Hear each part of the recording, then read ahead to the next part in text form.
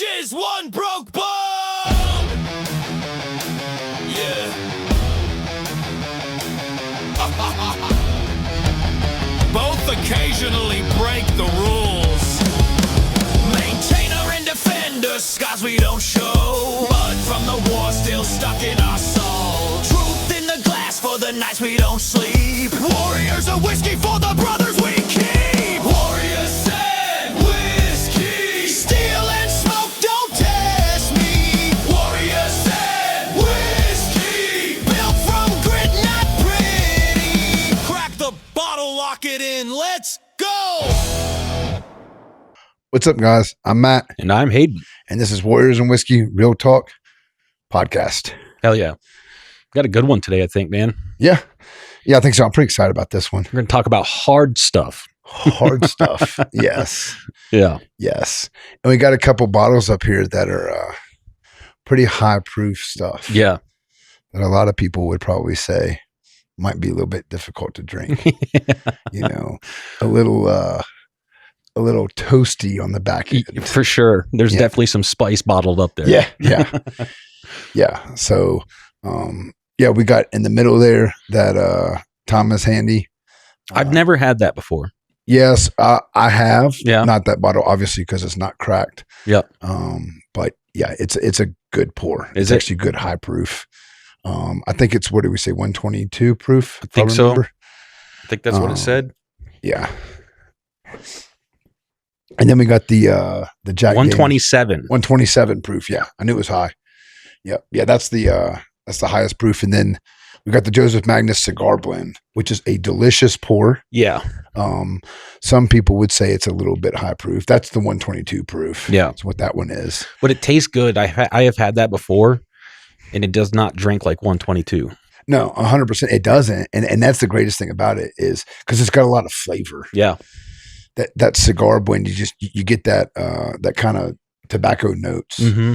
And so even I get some cherry on the back end of it. It's a good. really, really flavorful pour. Yeah.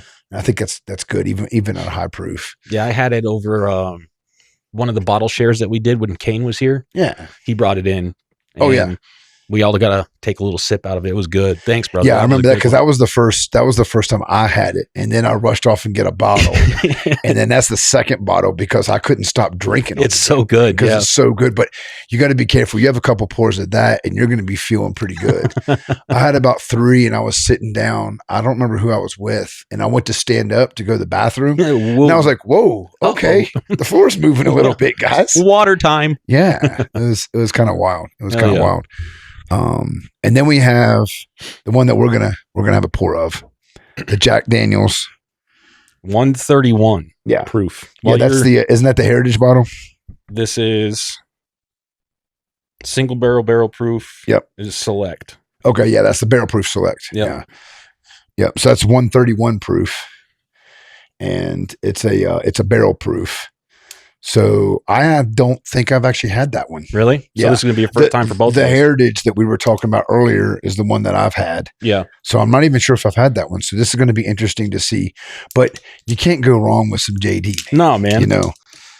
So I'm going to talk a little bit about that while he's over there. We should have opened it beforehand. Going. So here, give me that wrapper. I'll just stick it in my pocket. That way it's not crinkling around. Yeah, because it's going to blow off. I'm going to pop this while you're talking about it and let it breathe for a second. Okay. Yep. Yeah. Cork pop. It smells good. So yeah, it's a Jack Daniel's single barrel proof. It's uncut, unfiltered, high proof. So they vary between 125 and 140. That particular bottle is 131. You said? Yeah, 131.3. Okay, 131.3. That's got some zip. You know, Tennessee whiskey, bottled in Tennessee, and charred American oak barrels. Mm-hmm. So it's probably going to be pretty flavorful. Yeah. Some of the flavors that we're going to look at, of course, caramel, which every Jack Daniels I've ever had has that caramel. And because it's in those charred oak barrels, you're probably going to get some wood to it, some char, heavy oak. Yep, heavy oak to it. Toasted oak and vanilla. It's typically aged in upper levels of the barrel house. Mm. And so for those of you that don't know, a lot of distilleries, they have different levels in their barrel houses where they store and age their whiskey. And at the lower levels are usually the lower end bottles, and the higher levels are higher end. And Really? it's not just top shelf. And this is actually explained to me. Really? Yeah, Ryan explained it to me because I was like, what's the, because it's not like it's that much difference. Yeah. Well, it is different because heat rises in a building. Oh, okay. So, and That makes sense. there's a temperature, I want to say it's in the 40s, that whiskey goes dormant to where it won't really age anymore. Oh, wow. So, yeah. So, but at warmer temperatures, it kind of moves through the barrel faster and more often. So, because it's hotter, because they're indoors, it's hotter at the top. So the higher level barrels you're gonna get more flavor out of them. Oh, no shit. And it ages faster. Did not know that. Yeah. Yeah. I did not either. I've been asking a lot of questions about whiskey and talking to some folks recently. So yeah, it's been good. So let's get us a pour, man. Here, brother. I'll let you do the honors. Oh shit. Okay. Yeah, that's definitely Jack Daniels. Yeah, it smells good, man. It does. There you go.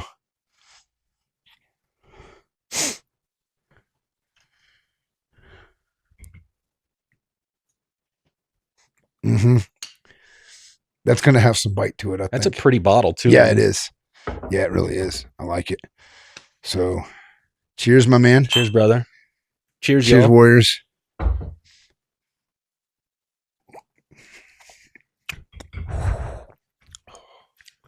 That's got some zip. Golly. It does on the back end, but it's really nice on the front end, though. I definitely get that caramel. Yep. For sure, that oak, heavy. Yep. Little vanilla, not much. Yeah. The caramel is heavy on the front end. Heavy on the front. Nice and sweet. Mm-hmm. It kind of took me by surprise. Yeah. Because the front end, I was like, oh, it's not going to be as bad. It does warm up on that. It does. On that back end big time. Just like my grandpa used to say, Jack Daniels keeps you warm inside. Yes, it does. It really does. I felt pretty good all the way to my boots. That's pretty good though. But I can tell it's a high proof. Yes, like for sure. That is, yeah, that's it's a good pour. But yeah, so I'm just looking, the mash bill. This is interesting. So it's 80% corn, 12% rye, and then 8% malted barley. And then they have the rye version, which is kind of flipped. Which is a 70% rye, which is high rye, which I have back there. You got that right here. Yep. I do. And this one, the rye he's talking about is 133.9. So Yeah. a little higher. A little bit higher proof, yeah. Yep. And that one was very high rye. So it's a good, I think this is a good pour, but it's definitely something you're going to sip on. I think this would be great by a campfire sitting outside. Oh, absolutely. Sitting outside like when it's cold right now. Yeah, dude. Man, that would be good. Because it would keep you warm. We're in the house and it's 70, 68 degrees or whatever it is right now. But yeah, that's a good one. I enjoy that. Yeah.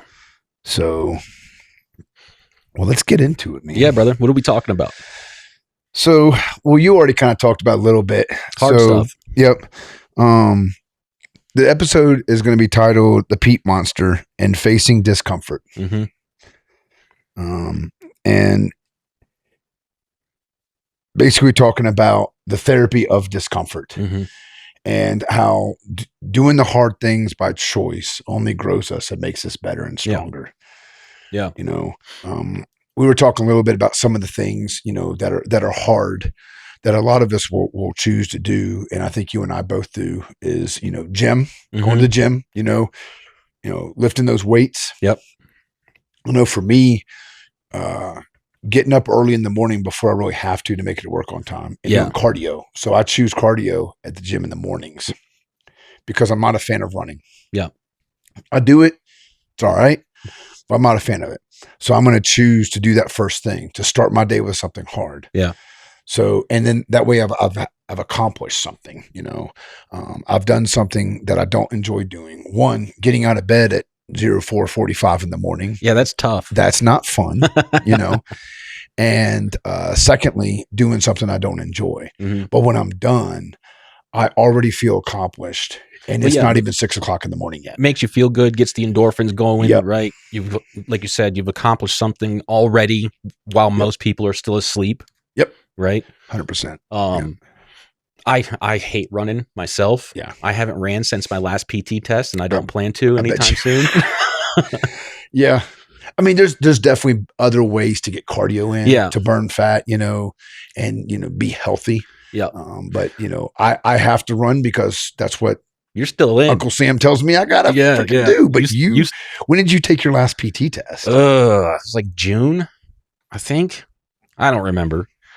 I blacked out. Usually when I do my PT test as I got older, push-up, sit-ups, not a real big deal. No. But that run always gets me, Yeah. And I used to run everywhere, man. Like friggin' Forrest Gump. Yep. Constantly. I was running. I can honest to God tell you, I've never used to run everywhere. I did. I was that weird kid. I don't mind running. When I was wrestling, especially in college, we ran a shitload. Yeah. But it was always broken up with, calisthenics and stuff like that, full body stuff. So I don't mind that. Yeah. But just going running for anything more than 30 minutes. 30 minutes isn't bad to me. So a 5K, maybe 4 miles or so, I'm okay with. Yeah. You start getting into 5, 6, 7 miles. I'm going to let you go ahead. I'm going to get my 5K in, and then I'm going to go downstairs, or I'm going to go inside to the gym. Yeah. I'm going to pick up heavy things and throw them back down. Yeah. Like that's what I'm going to do. I'm excited to get back to Mississippi, because when I do run, I like to run in the beach. Yeah. It's a little bit harder in the sand. And then also, you've been to Biloxi before, haven't you? Oh, yeah. So that Ocean I Springs was at Bridge? tech school there for a little bit. Yeah. Yeah. The Ocean Springs Bridge. Mm-hmm. We would go run that for PT sometimes. And I want to say it was like, in total from one side and back, it's like 3 miles. Oh, wow. Okay. And it's pretty cool because you're climbing elevation and then you go down, which is a nice break. And then you flip around and climb back up and then go back down to the start point. Yeah. I really enjoy running that in the morning, watching the sun come up. Yeah. It's absolutely breathtaking out there. Yeah. Yeah. So I prefer running outside too. Same. That's, I like to go, when I'm doing outside, I usually start my runs around here during the spring and summertime, 5-ish, 5:15, so I can watch the sun come up as I'm running, So when I get out there, it's dark, it's pitch black. And I'll do, a 3 mile, 4 mile loop or whatever it is. And then come home. And it really is, one, it's refreshing and it wakes you up. Like you said, it gets those endorphins running. And it gets your body moving. It lubricates your body, which the older we get, the more we need that. I sound like a bowl of Rice Krispies when I wake up in the morning. So. I bet if I took off from a standstill to a full sprint right now, I'd blow every ligament that I have in my body. Yeah.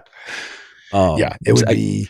I got to get back into it for sure. That's one thing I said that I would not do is retire from the military and then just balloon up like a dog tick. Yeah. But I'm starting to a little bit. I've been enjoying the freedom of just relaxing and not having to go out and do a bunch of stuff. Yeah.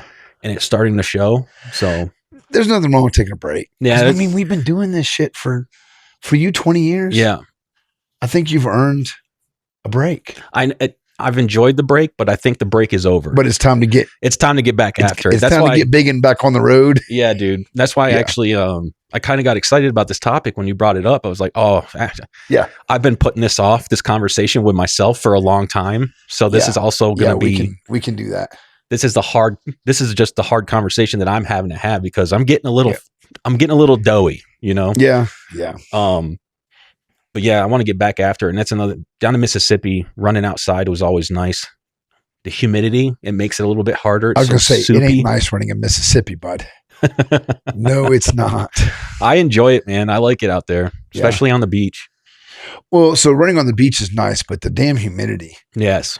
I know in Louisiana, it was god awful. Yeah. Like running out here, even at the elevation, I'll deal with the damn elevation. Yeah. I barely sweat, especially if it's cool out, you know? Mm-hmm. My first time doing PT, I was in tech school at Keesler. So before I transitioned over to security forces, by transition, I mean, I failed out of my first tech school. They let me choose my next job. Yeah. But my first one, I was supposed to be an electrician, right? And we did a lot of work with computers and stuff like that. Aircraft electrician or base side? What's that? Aircraft electrician or base side? Base side. Okay. I was going to be doing...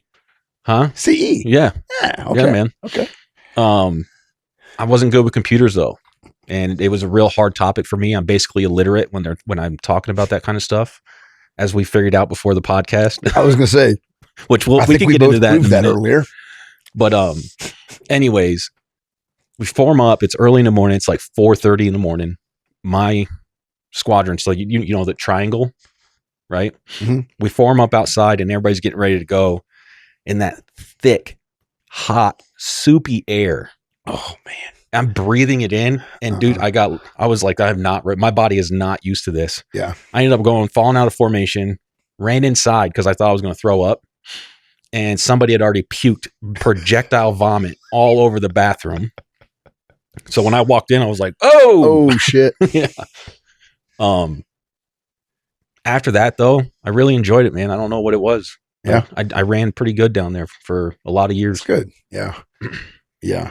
I never enjoyed running in Louisiana just because of the humidity. Yeah. The wintertime I didn't mind because it was as humid, but it's still humid. I didn't mind that because, I mean, usually it's not any colder than like mid 30s. And that's at night. Like the lows would be like 38 maybe. Mm-hmm. So I didn't mind that. But summer times, oh man. And summer lasts like winters last year. Yeah. Normal winters. Months. Yeah. Summers are like 7 months. Yeah, 8 months. Yeah. You know, because you don't really get a fall. You get about 2 days of fall, about 6 days of spring, it seems like. And then it's like, bam, humidity and heat get you. Yep. And it's 90 plus with 89, 95% humidity. So yeah, I didn't enjoy that. But it was one of those things where I didn't enjoy it. So I made myself do it because it was hard. Yeah.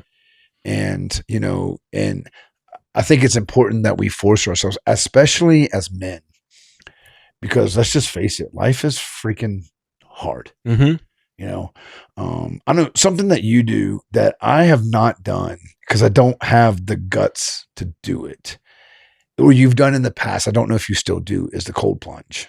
Oh, dude, I actually dug that out, got it ready. Did you? I'm going to fill it back up because I haven't done it in a while, but like I mentioned a couple minutes ago, I'm getting ready to jumpstart this and get back into the process. But those cold plunges, bud, you wake up first thing in the morning, I go down and I get into that thing and it just a shockwave waking me up. Yeah. And then I don't have to worry about coffee or anything like that. And it also makes me feel good, man. I might have to, no homo, but I might have to come over. Yeah, man. And try it out because I'll fill it up tonight. And this week, we'll ease into it. Okay. This week. So what's the temperature and how long do you do it? Talk me through it because I've watched a lot of videos, YouTube videos about it. Mm-hmm. I got a buddy of mine that I grew up with in high school. His name's Matt too, actually. And I'll say his name just because there's 1,000,001 Matt. So somebody, if he's listening, he'll know exactly what I'm talking about. He lives and dies by the cold plunge. Mm-hmm. And he's a super healthy guy, works out, eats right, does all the right things. He lives down in Texas, but he'll do it at night when it's cold in the wintertime. And I don't know how long he's up to, but it's insane. His cold plunge is like the water's extremely cold. Yeah. He's in there like 8-10 minutes or something. Oh wow, that's long. And I've watched YouTube videos, and most people start out at like 2 minutes, 3 minutes, something like that. Yeah. So what's your temperature? And when you were doing it consistently, because I know you were for a while before you hit that retirement guy type life, you know, the old retiree. Yeah, man. Walk me through it. Tell me what it's about. I honestly got into it because of my back, and I heard that it's very therapeutic. It like helps people as far as like healing up muscle soreness, stuff like that. Mm-hmm. Not only that, it's that real good jump start, gets your adrenaline going. But I try to keep my temperature between 40 and 50. So not super cold. Like some people are like right above freezing. Yeah. I think Matt's like 38 degrees. 36 degrees. See, it's hard for me to regulate my temperature because I just have it. It's what I have. Everybody is basically a horse trough that I fill with water, and then I throw ice jugs and bags of ice into it and then get in.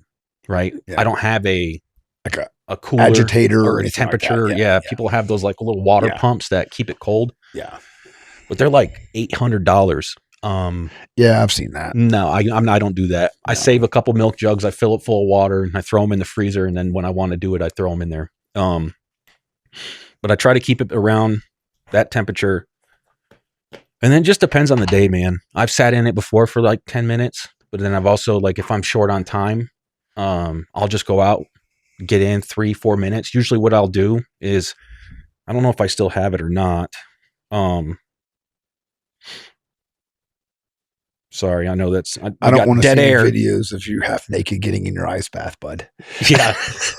I have a playlist called Cold Dips. Okay. And usually what I'll do is they're kind of like mellower songs. Some of them are just instrumental, right? Mm-hmm.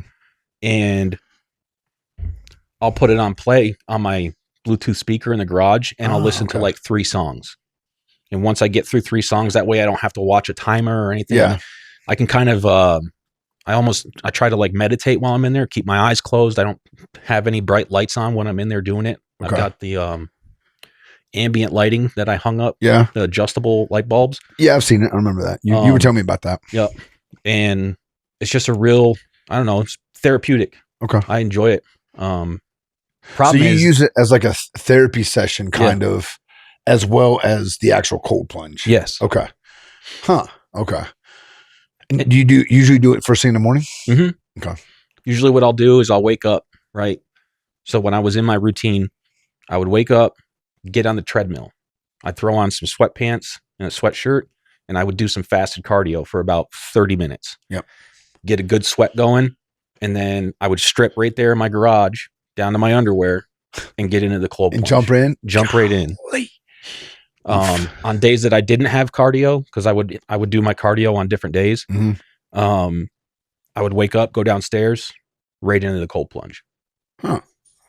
Okay. Still basically like wiping the crusties out of my eyes before I got in. You know what I mean? Okay. And it just a real good wake up, right? Especially that shock value. Yeah. You can't tiptoe into it. You can't inch into this thing. You just got to get in, go up to the neck or go under, right?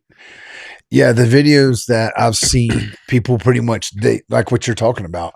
They don't just like, they basically all but jump in that thing, and they go all the way under. Usually, most of them go under and then just come up and and then they just sit there. Yep. And most of them, you hear like calming music in the background. I've seen some of them have like sound machines with like, waves breaking or, just white noise or brown noise or whatever it is. Yep. And they just kind of keep their eyes closed, and then forever, however long. Yeah. So you said you usually go 4 to 10 minutes? Yeah, depending? Roughly. For sure, I aim for over 3 minutes. Okay. When I first started doing it, I was not getting 3 minutes. I was like at minute and a half, and I'm like, I'm out of this thing. It's that bad? It's pretty bad. It's pretty bad. Then why the hell would I want to do this? It's good for you. It's good for you? It's good for you. Hard things, right? No, I know. You got to make yourself do hard things. You're right. But it's I see a lot of benefits from it. There are people out there that say that cold plunges don't do anything. If anything, they actually hurt you. But we can say that about everything on this planet. I mean, yeah. I enjoy it, and I'm going to keep doing it. So, yeah. But that's it, brother. Okay. I'll fill it up today. I'll get some ice jugs going, and this week we'll do it. We'll start it up. I'm going to be clear about this. We're not getting in it together, folks. Oh, yes, we are. I'm joking. I mean, I'm down. I'm trying to not let them know about some of our. Just knee to knee in there. Yeah, right. Quite literally nuts to nuts. Yeah, dude. Like, hey, man, we're touching. It's fine. It's fine. It'll be all right. It's going to go away soon anyways. You won't feel it here in about a minute anyway. So, but it is good, man. The problem is they're kind of addicting. So get ready for that. Okay. Well, I mean, I'm down for that. Yeah. So like, we talked about, it was last episode, my tattoo, and I can't wait for the next session. Yeah, dude. And like, I'm like, let's get them rolling, boom, boom, boom, boom, boom.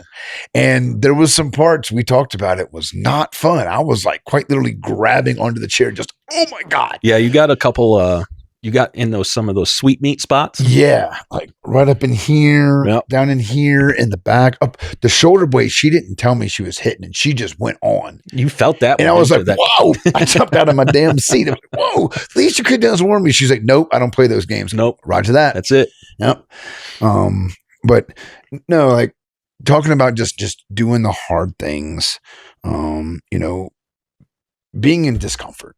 Yeah. Most of us, especially in today's world, we strive for comfort. It's kind of like, this Jack Daniel's pour. It's not the easiest drink. Yeah. It does bite on the back end. Oh yeah. But honestly, I kind of enjoy that burn a little bit.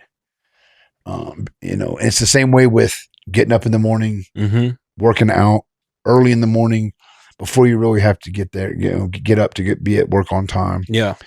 Jumping in an ice bath for a few minutes.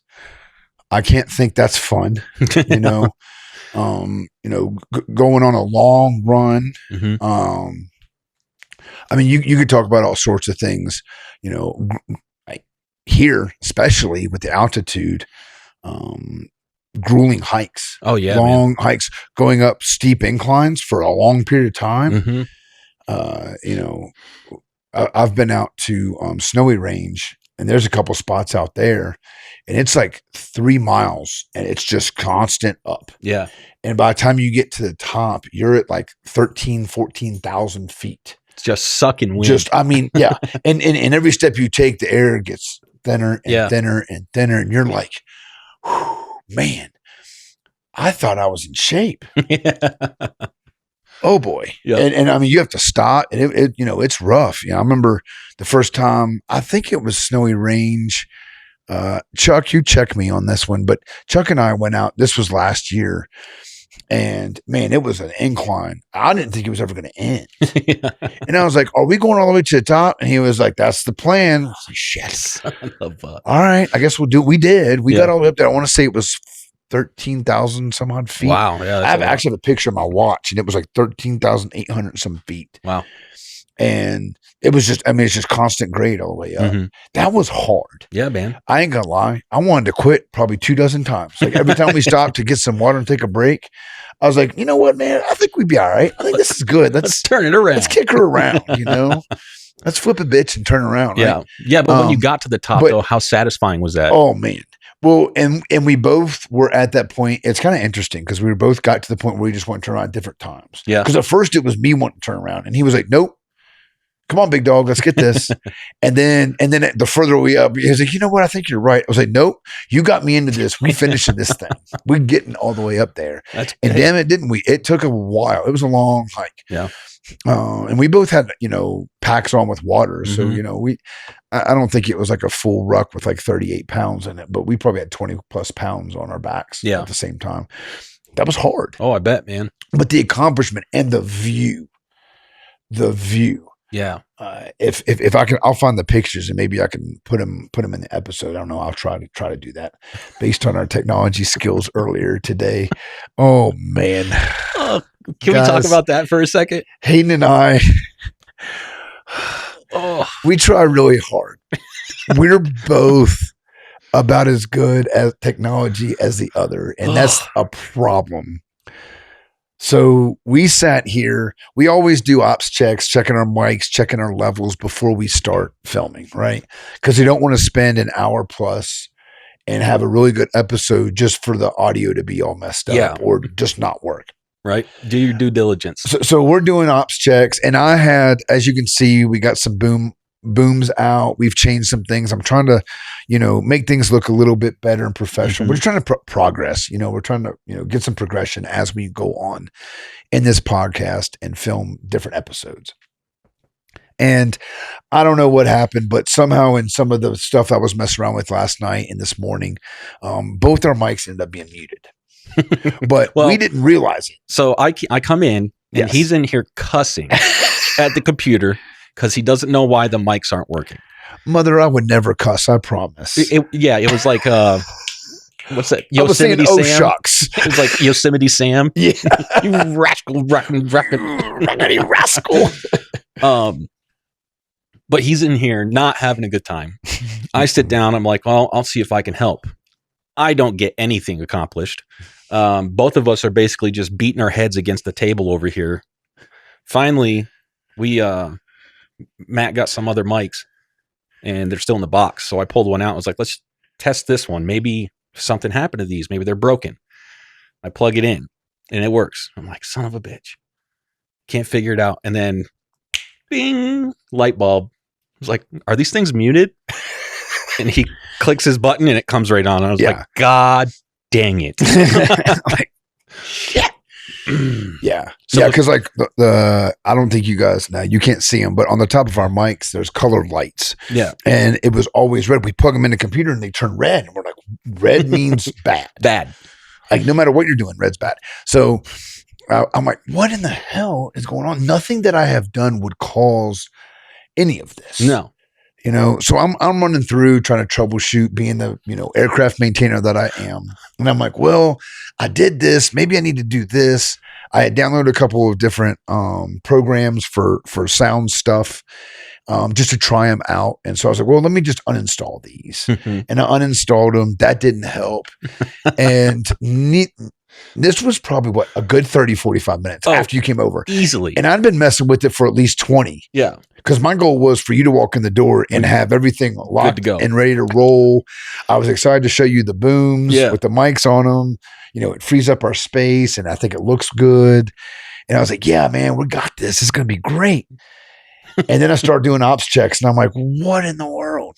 Yep. So yeah, that's completely, we went way hard right on that, but kind of a funny story about just how stupid Hayden and I are when it comes to technology. Oh yeah, man. Like I think mechanical stuff, we could figure it out all day. I know I can't. Like, I'm good to go. Yeah. I could sit here and rebuild a motor in my living room. I've actually done it before. Not this living room, but I have in the past in the middle of a kitchen table.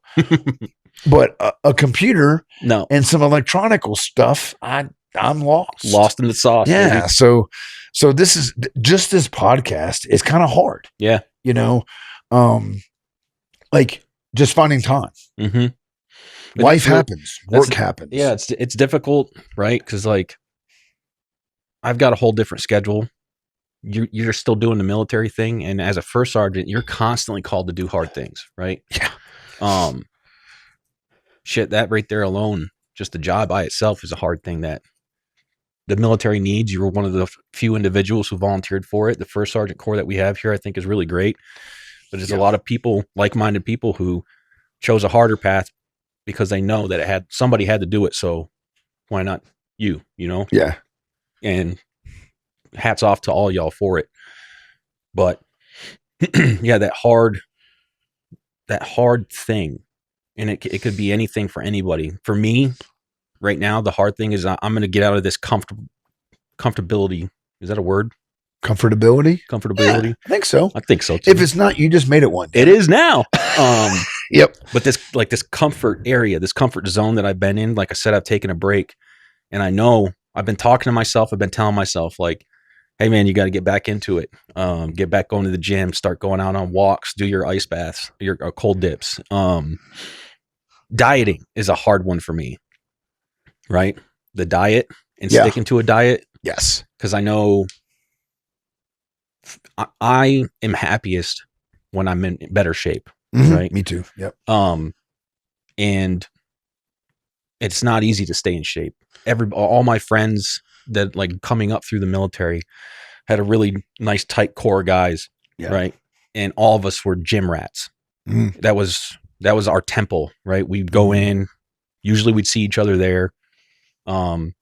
And a lot of my buddies, they would call it like, got to do the hard thing first before the good stuff comes later on today. Got to go in here, got to punish myself. I'm going to cause pain on my body. But in the end, there's a reason for it, right? Absolutely. I think, like you were saying, men need it more than I'd say ever these days. Oh yes. Life is getting so easy because Technology- everything is instant. Like Yeah. you got this damn thing. Yeah, dude. Like and then you add AI, that's a whole nother shit. That's a whole level of, you don't even have to think anymore. Mhm. You plug some things in AI and it spits out something better than I could ever Ever come up think with. of. Yep. And So- people they're using it for sure. Oh, it's yes. And it's everywhere. I know people are getting in trouble for it because they're writing job resumes. They're taking classes using AI. There's apps out there that are AI detectors. Yeah. Like that a lot of businesses use to detect if your job application or your resume was written by AI. Mhm. So yeah, And it's crazy, man. I'm like, shit. You don't even have to drive to a fast food restaurant anymore. You can jump on your phone and have it delivered. So talk about a level of comfort where you don't even have to get off your couch and you can order a Big Mac from McDonald's. Yeah. I mean, you're going to pay out the ass for it. and it shows up at your doorstep. Right at your doorstep. And you Yep. don't even have to talk to the person. They ring the doorbell or knock and they set the food down and walk away. Groceries, Yep. food, toiletries, Mhm. medicines, pharmacies are delivering now. Yeah, dude. I mean, you crazy. can sit on your couch and not move and get everything you need. And all you have to do is walk to your front door. Yep. Like I think about, and this is kind of basic, but just think about back when you were a kid, just something simple in school, like researching a topic, Mm-hmm. right? Before internet, before computers were in every household, multiple computers, long before cell phones were a computer in your pocket, essentially. I remember, elementary school and early middle school, if I had a research paper, I had to either go to the library and use a microfiche, which 90% of you that are listening to this have no clue what the hell I'm talking about. I say 90%. No, a lot of y'all that listen to this, I was looking at our analytics and stuff, are actually our age. Yeah. But there's a lot of y'all that aren't, that are younger, much younger. But like microfiche, just to find the damn book that has the information in it. Yeah. That's just step one. Yeah. And then you got to look through the book Mm-hmm. in the index to figure out where it's at. Yep. Because you're not going to read the whole book, especially if it's a thick book. Oh, dude. Or you go to your encyclopedia. Yes. You remember Encyclopedia Britannica? Oh, yeah, bro. My parents had We had a full set growing up. had a full set. Yep. And first step was me asking Mom, can I go in? Because it was in Dad's office. Mhm. You didn't walk in Dad's office without permission. Okay. That door was, if it was open, that's fine. You could walk through and you kind of peek in. You weren't crossing the threshold unless you asked permission. So first was, hey, Mom or Dad, if Dad was home, can I go in and look at, look in the Encyclopedia Britannica so I can do my research paper? Of course, they always said yes. So then you got to find what volume, because there's, I don't even know how many tons of volumes. Yeah. And all of them were, that thick. Yeah. Right. And then you got to find the volume, the book, and then you got to find it in the book, and then you got to read the whole damn thing. You got to take notes and reference your notes and reference everything, the page numbers, Yeah. dates, all the things. And then you got to actually physically type it out Mm-hmm. in Word or on a typewriter. I remember the first couple, it was a typewriter that kept jamming up. I think it was my grandmother's. It took time. It was not something you were going to get done in an hour or two. Yeah. Now you throw a couple sentences into AI and it kicks you out everything you need. It'll kick you out a full paper. paper. Yep. Yeah. And Doctors are getting their degrees using this shit. yep. I don't, and I did not fact check this. So if I'm wrong, you can beat me up in the comments, guys. But I actually watched a YouTube video of somebody talking about how I became a millionaire off of AI. And there's actually degrees on AI now. What? There's like licenses and certifications and degrees about AI. Oh, like working in that field? Well, using AI. like just operating AI and using it and all the possibilities of AI. Because it's not just Chat GPT. There's like, I don't know, there's hundreds. I mean, that's how I designed my tattoo. Yeah. I think it was just called Tattoo AI. Yeah. Because I'm about whatever the opposite of artistic is. I don't know what that is.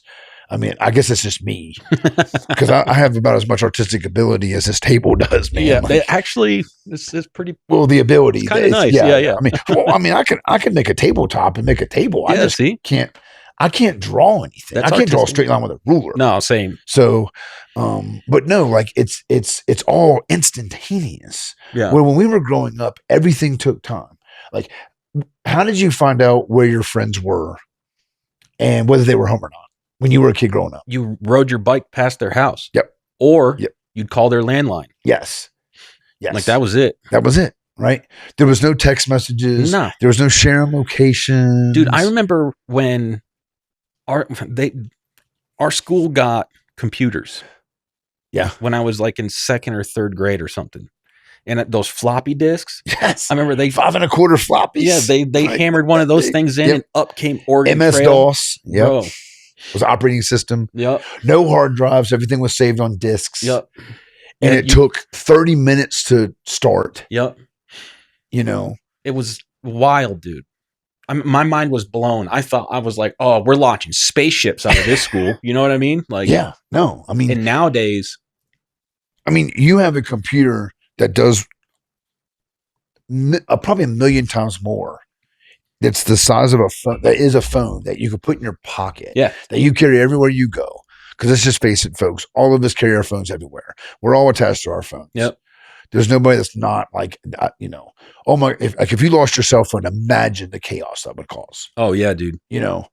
But like we have every answer to everything Mhm. in our pockets everywhere we go.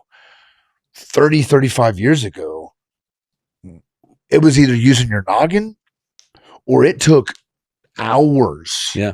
Maybe even longer to get information Mhm. or something as simple as communication, because the landlines, that's fine as long as you're at the house. Yeah. But if you're outside and you don't hear it, or you're on the bike, or you're in the car, or you're somewhere else, no one can find you. Yeah. No one knows where you're at. Now we can track each other if we want to. Oh yeah, 100%. I know. I see the benefit in some of it, right? So I'm a little bit of a, what do I always say? I don't want to say paranoid. I'll say Are you a conspiracy highly theorist? vigilant, right? Yeah. I am too. In today's world, and I know families who every member of the family from, the husband, wife down through the kids, even the grandparents, Mhm. they're all tracking each other on an app. Yeah. Now I think it's great, right? If you're truly worried about something happening, Yeah. somebody getting injured or, getting taken for whatever reason. Yeah. But other than that, I don't know if I could ever do that. Yeah. I don't So want. I did with Connor when he was driving. Yeah. I used the Life 360. I'm sure most of you guys know what that is. Yeah, I've heard of that. But it would tattle on him. Like it would tell me how fast he was going. What? It would tell me when he was speeding. It would tell me if he was on his phone while he was driving. That kid got grounded so many times because of Life 360. It's great. Yes. I loved it. But but I'm like you though. I'm not a fan. But I didn't let Connor track me though. Yeah. And I don't even, my mom and I, my family and I, we don't share each other's locations, mainly because they're in Virginia or North Carolina Mhm. or West Virginia, spread out. Even if they knew where I was, I'm not going to be able to do anything. Yeah. And if something were to happen to me, cops can ping your phone Yeah. real quick. So, I'm like that. I don't want everybody to know where I'm at. I Yeah. don't need everybody to know what I'm doing at every second of Yeah. the day. It's just It's a lot of security, but it's also just like privacy. yeah. I like my privacy. No, I'm the same way, man. But we kind of we went down a rabbit hole. No, we did. But I mean, we did. But and at the same extent, though, everything is so much easier. It is, man. It's information overload. Mhm. In fact, there's so much information being fed to our brains 24/7, 365 Yeah. that you can't even keep up with it.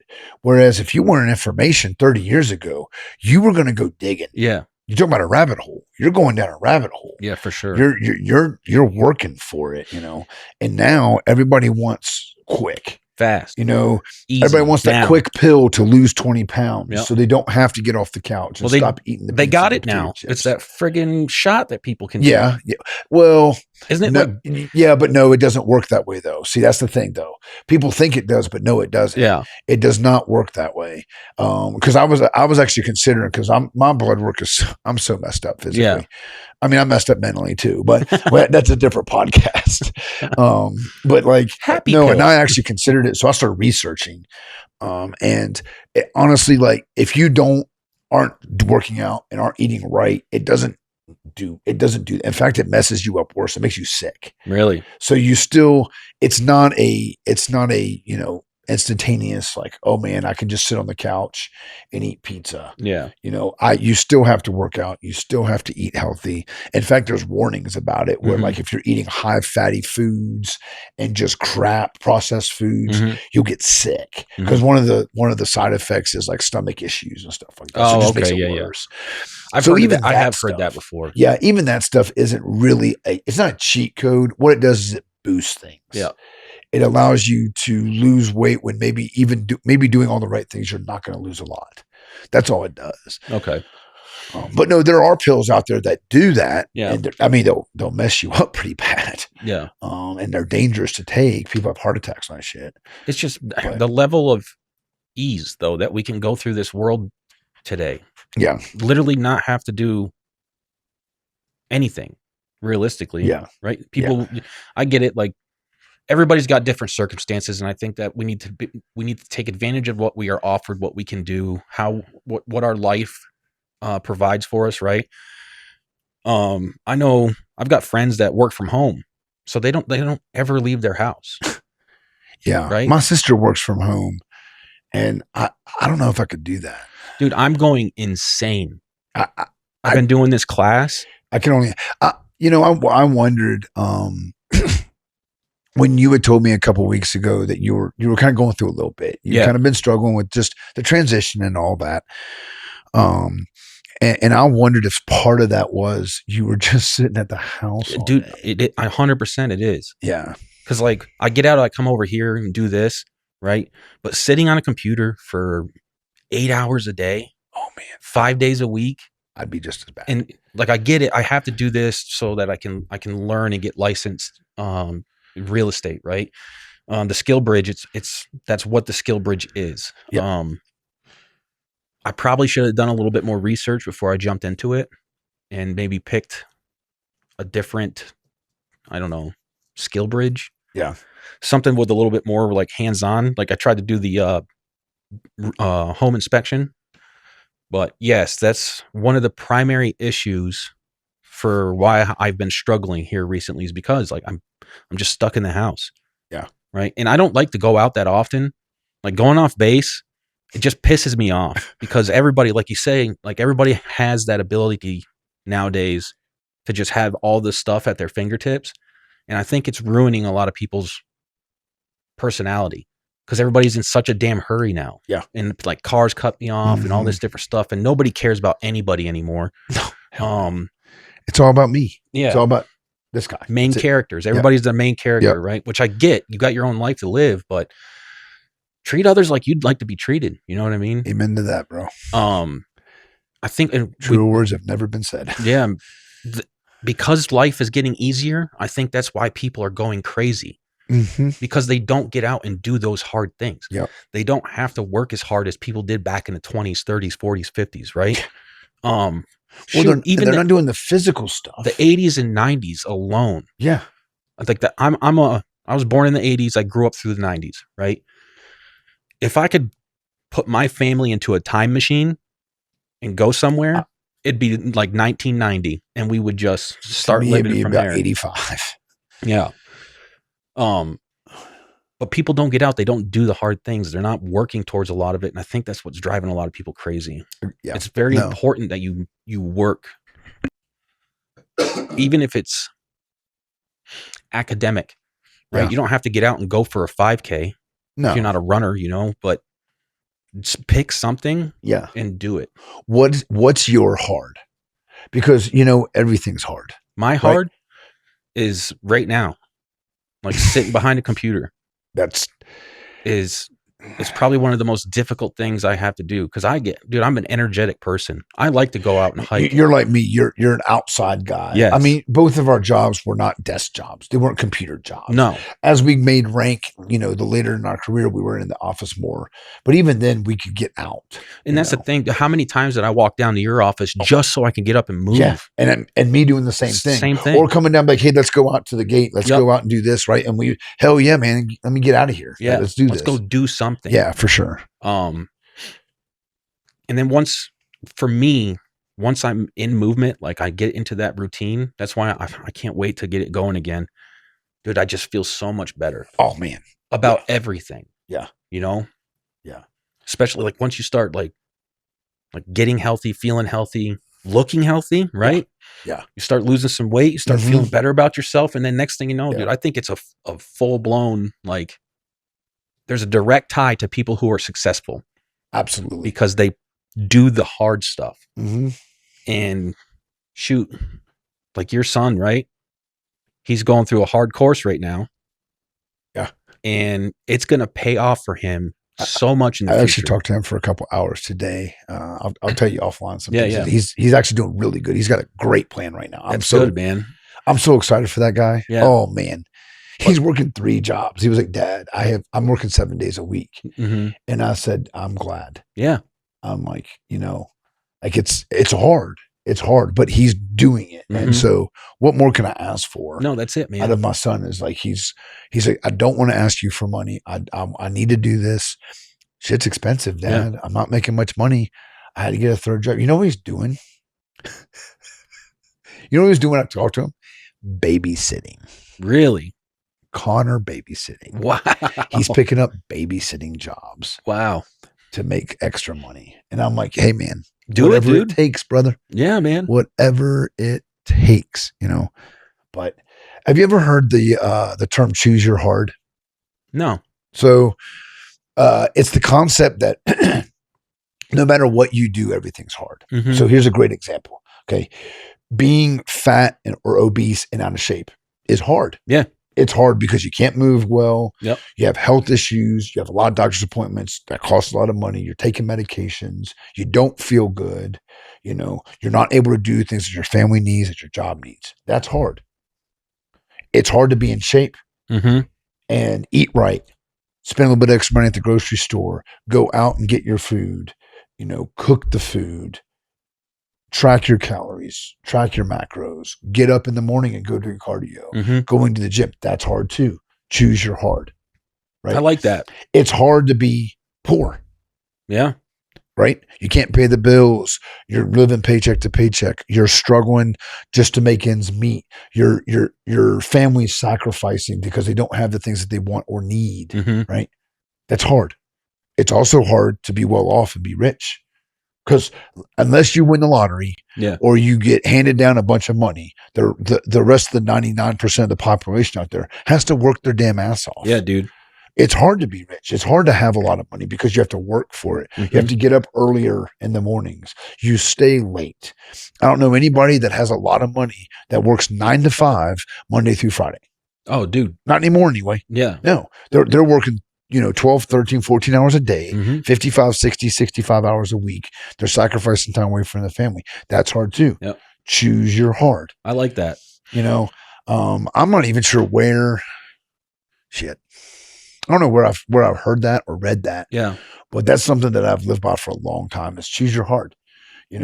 I let myself slip a little bit physically over the past couple months.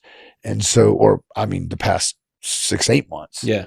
And so the past couple months, I've been back at it. I've been hitting it hard and I'm down some weight and I feel better. Yeah. I feel accomplished, When my alarm goes off at 4:45, do I like it? Hell. My first thought is, I can skip today. Yeah. Yeah. But I don't. I'm like, nope, fat ass. Get out of bed. Get yourself up. Yep. Because once I'm there, I enjoy it. I throw on an inspirational podcast or something like that, or some really good music, and I just hit it. Yeah. Once in a while, I'll even listen to us. Like, I wonder what it's like to listen to us and not actually be on this side. Yeah. And I hit it. And when I'm done, I'm so glad. Yeah. But it's hard. It's hard to stay in bed Mm-hmm. because No, it ain't. I'm not going to be physical. I'm not going to lose the weight. I'm not going to feel accomplished. I'm not going to feel good about myself. My confidence is going to be the toilet, right? All that shit's hard too. Mm-hmm. So I think it's really important that we not only, you know, figure out what we need to do to accomplish the things that we want and the things that are hard, Mm-hmm. but be willing to navigate through all the smoke and the bullshit life gives us, the excuses that you see on social media, Dude. and everywhere. It's okay. Go grab your Big Mac. Yep. You can sleep in. Sometimes your body needs sleep. It'll be fine. I ate a Big Mac today, so well, hey, good for you. Good for you. Sometimes, but so once in a while, it is okay, right? Yeah, There's nothing wrong with that. But I'm talking about on a daily, I get what you're saying though. Like, yeah, in today's world, right? The society that we live in, I feel like it is baby shit soft out there, and baby butt soft. I could go down a whole different.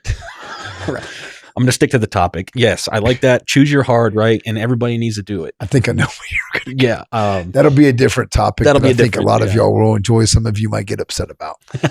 I know what you're getting ready to go to because I've thought about that a couple of times as we sit here and talk to. But yeah. But that's like, it's a mentality that a lot of people don't have anymore. And unfortunately, like I started kind of seeing it towards the end of my military career in the military, right? Yeah. Shit, basic training, tech school, none of that stuff is even that hard anymore. It's so much easier to go through and make it, right? I mean, it's not easy, but it isn't. It's different than it was when we went through it. It is. Yes. And I don't know. I feel like there's a reflection of it, right? People who work hard towards their goals carry themselves a different way, right? Their mentality, the way their outlook on life is different. And for the most part, just from my general experience, those individuals are usually a little bit more positive. They're a little calmer, more confident. They're more confident, right? There's a little bit more firing between the ears. And I can feel it in myself. Like, as I've taken this break, dude, I get foggy because I'm not up and moving. I'm not doing the things that I used to do. Right. I can feel my body just being like, "Ooh, this is comfy. Let's keep doing this." Right. You don't have to get out of bed at 4 o'clock in the morning. Yeah. You don't have to get up until 7 because then you get the kids up and take them to school. Right. You don't have to sign into your class until 8:30. And then from there on out, right, then I'm just sitting on a chair or on my couch, learning a lesson on a computer. Not moving. It's not extremely hard. It's not. I would imagine. No, it's not. A couple of the topics, I'm not gonna lie. I was like, ooh. I'm sure you're putting some work in, but yes, but sitting there just doing that is easy, man. And I've noticed it. Like, my body is like, it's almost like the body craves it. It wants it because it's easy. And that shit's gonna end. Isn't it crazy how connected our mind, body, and soul are? If one of those pieces is jacked up, all three are messed up, right? So just like what you were talking about, if your body's out of shape and you're sluggish and you're not eating right and you're not being physically active, your brain gets foggy and slow. You start to get, start to feel, a little bit of anxiety and negativity, and your confidence goes down. Same thing with, your mind. If you're not exercising your mind and you're not constantly feeding it, reading, learning new things, your body and your mental health is going to follow, and you're going to have emotional issues and all those things. And it's crazy to me how connected our body is, because there's such different facets, but any one of them is out of whack, the whole system's off. You're all out of whack. So, and that's like, I felt it so hard when I first started my skill bridge, when I wasn't in the office dealing with SFS things every single day. Right. And then I went over to TRF for a bit, which there were some difficulties there. Definitely had to use my brain a bit, and I was up and moving around a lot, right? We're running with the guys, doing CQB, clearing buildings, PT, all that stuff. But like you said, like the challenges of the job and what I was used to as far as that tempo, and then to not having it. Yeah. And just, it's only been a couple months, and dude, the fall off was pretty big for me. Yeah. That's why, like, got to get it going. I think that's what causes a lot of issues with retirees and vets. Yeah. Is that they don't stick to that routine, and they're already losing things. Yeah. You're already walking away from a lot. Yep. And then you purposely push everything else out because, like, oh, I don't have to PT anymore. I'm not taking a PT test. I don't have to run. I'm not always learning something new, reading regulations, learning ways to do things, all those things. I'm just going to sit here stagnant and do my skill bridge or do my basic job that doesn't really offer much to me other than a paycheck, right? And they lose their purpose. They lose, and honestly, you lose your mind. Yeah, dude. You freaking lose your mind. Your body goes. You start having, health issues, and it's a downward spiral. And you let yourself go too long, it's real damn hard to get out of that. And that's what I said, I personally wanted to get back into it, like starting basically this week. I've already got my diet plan mapped out. I got a membership to a gym off base. Yeah, you were talking about that. I figured if I pay for it, I'll force myself to go. Yeah. Not only that, but I like the gym off base a little bit better because it's not as packed. The one on base, sometimes it's just slap full of people. See, I go so early in the morning that there's like 4 people, 5 people in there, so I don't have a problem. But I've gone in the afternoons to make up, and I'm like, oh my God, everybody get the hell out of here. Yeah, Move. dude. Yeah, I've walked in there before at like 5, 6 o'clock. Oh no, you don't go then. And it's like an entire squadron is in there doing PT, and it's like, well, shit. Yep. Drive to the other gym, and all it is just a bunch of meatheads in there with their little spaghetti straps and stupid shirts that these kids wear these days. I know a couple guys like that. I'm not gonna say the stringer, bro. Ugh. Yeah. Whatever. Put some fucking clothes on. Tell us how you really feel, dude. Hayden. It's frustrating, man. But the gym off base, I've actually enjoyed it a lot. Because it's not as packed, right? But it's got all the stuff that I need in there, especially the back room. Because I was real big into powerlifting. I loved it back in the day. I really can't do too much of it anymore because my back, my knees, my hips, my ankles. Everything from your shoulders down. Yeah, basically from the eyebrows down. Yeah. But no, shoulder problem's bad right now. I can't wait to get it going again and like actually, because you develop that routine, right? I'm choosing my hard. Yeah. My hard is going to be go to the gym, get your ass back in shape. Right?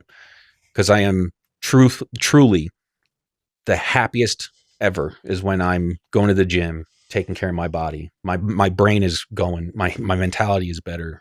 Spiritually, I'm better. But I want to get it going because, like you just said, the longer you wait, the harder it is to dig yourself out. And it's a quicksand. I can feel it, dude. If you get yourself out pretty quickly, it's not that bad. You let yourself get up to your chest. You're going to need some help. You're going to need a crane to pull your ass out. It's very, very similar to quicksand. Yeah, man.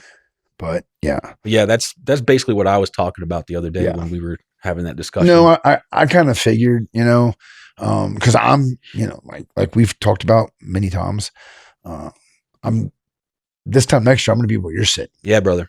I'm going to be in your shoes and I'm going to be like,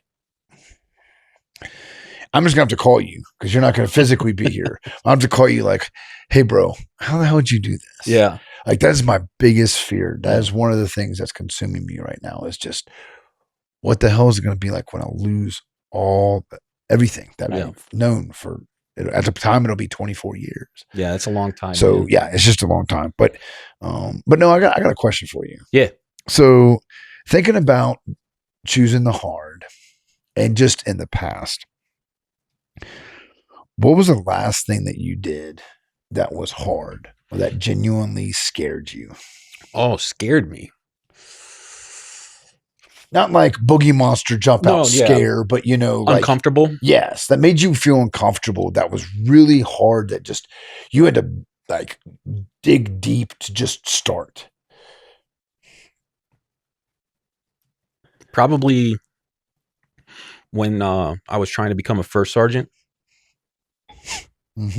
The when they moved me over to the missile maintenance, or what was it, the MUNS yeah. munition squadron, because it's very easy. It was easy for me being security forces, going from a security forces unit to another security forces unit, because we're all cops. Yeah. And every career feels and you've like been that. doing that your whole career. Yeah, so you're most comfortable in those atmospheres, what you're used to. So stepping out of that security forces atmosphere, hanging my beret up basically, and then standing in front of a room of people who I have no idea who they are. I don't know anything about their and they job. don't know you. And they don't know me. Yeah. But now I have to be that subject matter expert for them for that role. Yeah. That was probably and I'd say hard, but truthfully, like fearful thing. I've never had a problem with public speaking. The first time I got up in front of that squadron to say something, I think I remember you telling me about that. Yeah, I dude. do. I was like, no way, man.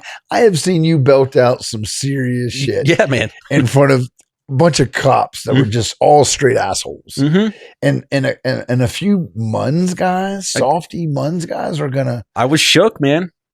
Wow, man. It happened once. Yeah. I carried myself through it, but you could tell I was uncomfortable being up there. Yeah.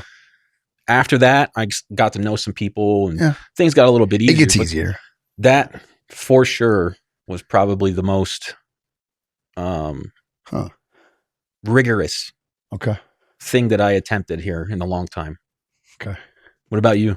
I knew you were going to ask me that. Oh, 100%. I'm not going to throw myself out here. I know. I've put you on the spot. Yeah. Man. So I was sitting here trying to think about it and listen to you at the same time. It's hard, right? There's so many things, man.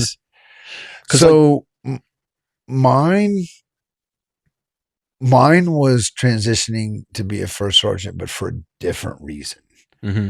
So when as a crew chief, you're on the flight line. Yeah. Right. Even as a senior NCO, I was running maintenance, doing all the things. Yeah, we had office time and going to meetings and all that.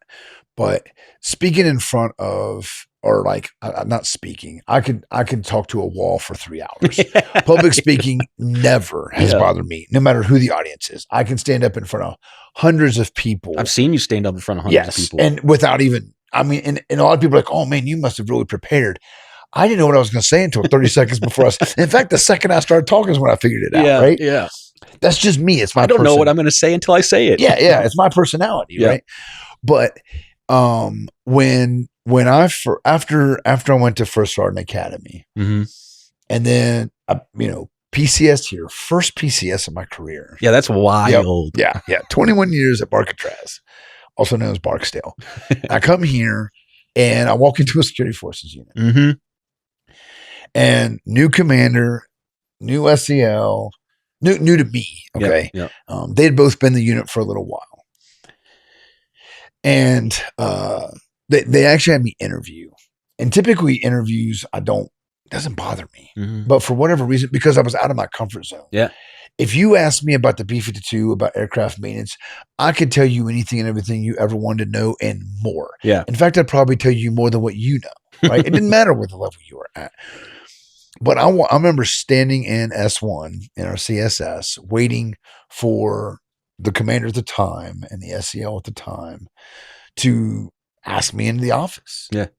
And I'm basically interviewing for this position in this squadron because this squadron was extremely difficult. So I wanted to make sure that I was the right person on things. Right.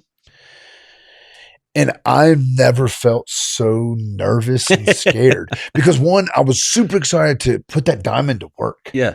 I was super excited because I'd just gone to FSA. I mean, you know my story. No, I'm not gonna get into it right now, but like I worked really hard and overcame a lot just to become a diamond. In fact, I had so many people tell me, you'll never be a first sergeant. You'll never wear that diamond just because of all the things. Yep. So I was just super excited just to get started. I wanted to show up day one and just like, boom. Running. Yep. Well, some things were going on at the time. And so it was a little bit, there was about a week or so before I was told what squadron I was going to be in. So finally I'm like, okay, here's my opportunity. And I go in there, my palms are sweaty. Knees weak, arms are heavy. Yes. All right, Eminem. Sorry. Slim Shady. I had to do that. No, I like it. Yeah, my palms are sweaty. I'm shaking.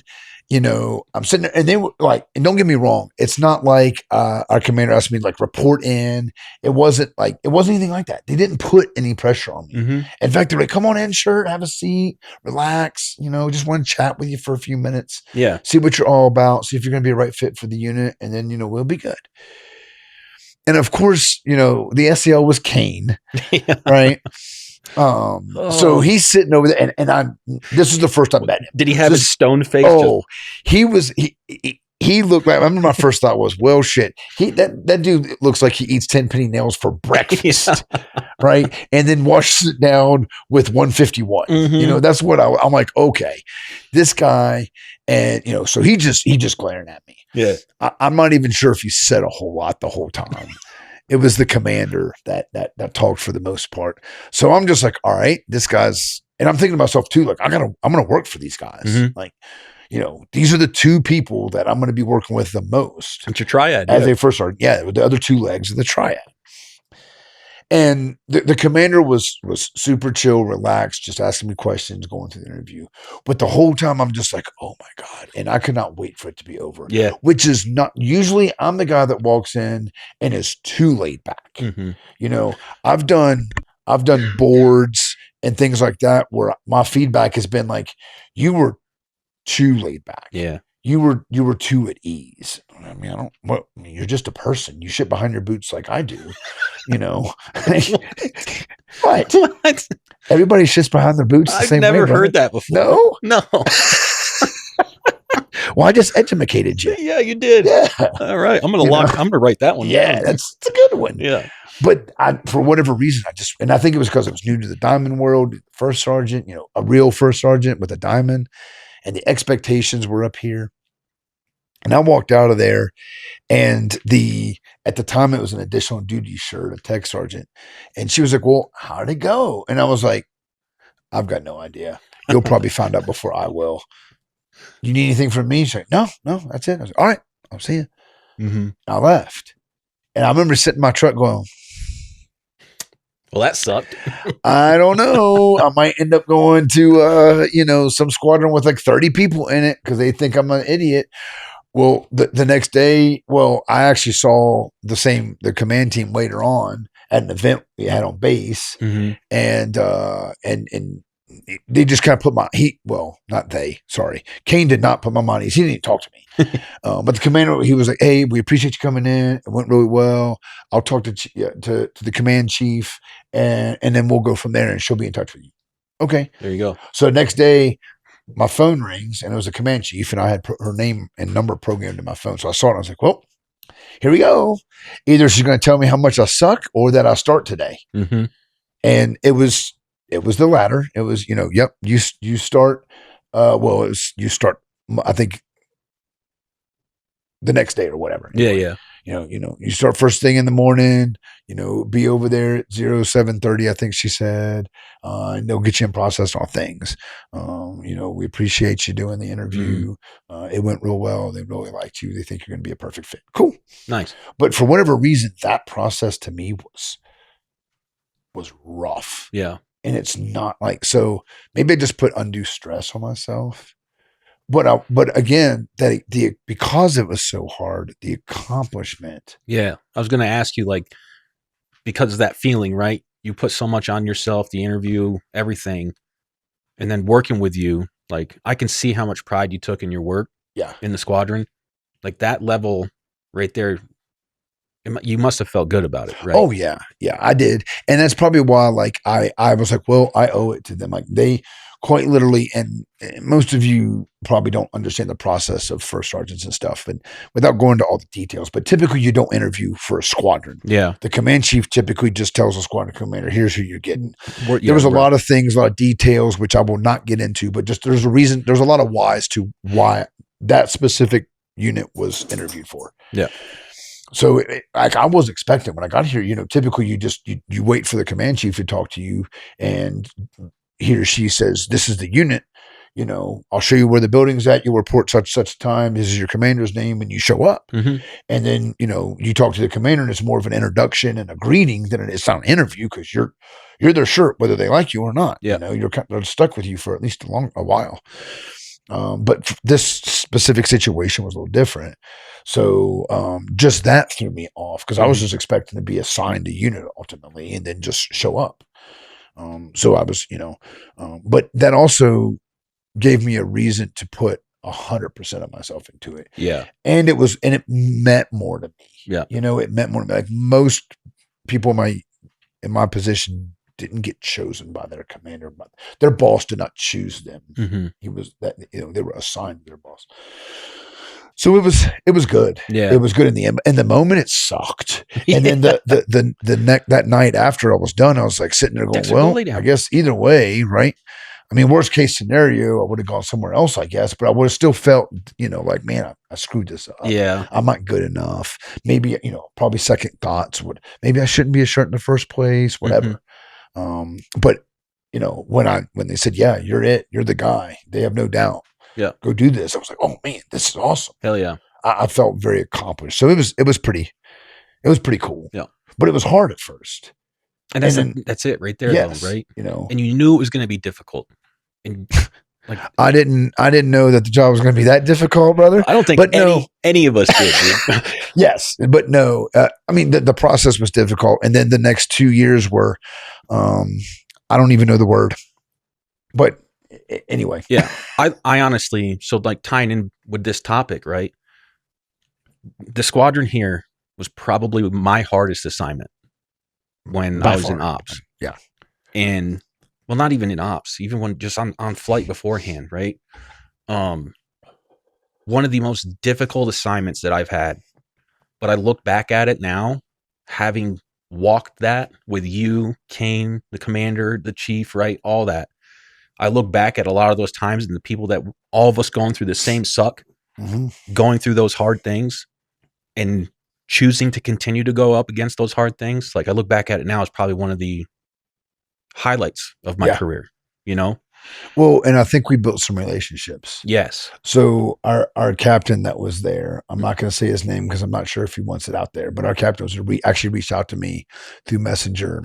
Yeah, he texted me too. Okay. Yeah. Maybe it was both of us the same. Did you respond? Because I forgot to. I did. No, it was you and I both. It was. I'm going to text him back right now. I forgot. You're going to text him back on air. But no, so those kinds of relationships, like I have no doubt. I mean, obviously you and I, we're brothers for life. We're gonna, for sure, man. But like Kane, the commanders that we worked for, all those things, those hard times, the chaos, the tragedy, all of it grew bonds. We grew bonds that you just won't break. Responded. It was both of us. Yeah. Hey, look. Hey guys, Hayden just messaged me. That's wild. I should probably respond to him. Yeah. I'm so bad when it comes to that. And I know. Believe me, I know. Yeah. I'll message you and I'm like, oh, that's just okay. I'll go over here and F off. It'll be fine. Dude, whatever. I'm busy sometimes. Okay. But didn't you just talk for the last 45 minutes about how busy you're not? No, yeah. I honestly do it all the time and I'm terrible with it. I'm pretty terrible at responding to I hate phones, dude. But no, I agree with you too, though, what you were saying, right? Those relationships that we built. Yeah. For sure. Yes. Like, yeah. Long lasting, right? 100%. Yeah. They're the type where, run into somebody years later, it's going to be like never left, No, absolutely. Absolutely, man. So, but this is a good one. This does, man. Yeah. Yeah. I enjoyed this. I did too. I really These did. topics that we're coming up with, I'm glad that we're kind of talking them out beforehand. Yeah. Because I really feel like we're hitting into things that both of us truly care about. And from the responses that all the feedback I've gotten, a lot of people are enjoying them. So like, today's topic, choose your heart. I know a lot of people that I've spoken to listen to us on a treadmill. Yeah. I hope this helps motivate you a little bit out there. If you're listening to this episode on the treadmill, I'm hoping so. But yeah, I think it's important that we continue to pick topics that we feel are important. Yeah. And I don't think there's any shortage of that. I No, think there's so gosh. many things we go down. But yeah, so we're going to wrap this up, guys. We really appreciate each and every one of you. I was looking and we have, what did I say? Over 1,500 views on our Facebook page. Mm-hmm. And we're creeping up close on 1,000 views on YouTube right now. Yep. So we can't thank y'all enough. Continue to like, share, subscribe, Yep. both Spotify, YouTube, Apple, Amazon Music. We're out there all over the place. Let us know what you want us to talk about. Throw some comments out there. Give us some feedback. Even if it's something we could do better, we appreciate it. But for now, we're going to let you guys go. You all have a great rest of your week. Take care, y'all.